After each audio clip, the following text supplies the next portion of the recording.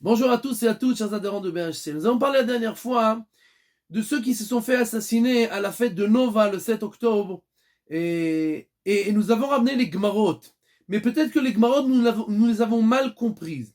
Alors, aujourd'hui, nous allons voir les Rishonim et les Achonim qui ont expliqué de la même manière. Le Rambam, dans Igeret Hashmad, écrit que tout juif qui s'est fait tuer parce qu'il est juif, même s'il est un mécréant comme Yerovam ben Nevat, qui était le pire des fauteurs du peuple juif, qui a fait l'idolâtrie et qui a fait fauter tout le peuple avec lui, alors même s'il est un mécréant comme Yerovam ben Nevat, alors il est quand même considéré comme Arugé Malchut, comme une personne qui a un très haut niveau dans le ciel, puisqu'il s'est fait tuer pour être un juif. De la même manière, le Radak et le Maharil, deux des grands Rishonim, expliquent que cette kapara là qu'ils ont, du fait même de se faire tuer, on l'apprend du verset où il est écrit que à la destruction du temple, les ennemis ont tué les chassidim d'Akadosh Baruch Hu, bien que tous étaient des fauteurs, mais le verset les appelle des chassidim et des avdei Hashem, des serviteurs d'Akadosh Baruch Hu, bien qu'ils étaient tous des très grands fauteurs.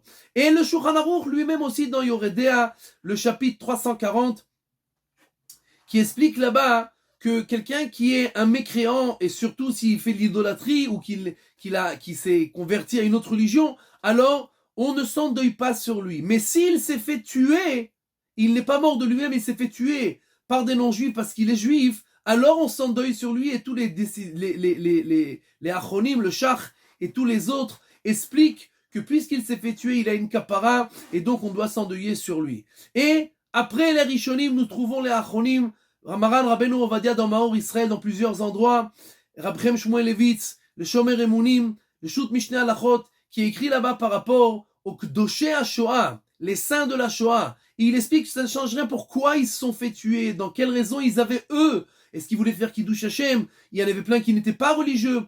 Et on les appelle pourtant tous des Kdoshé HaShoah.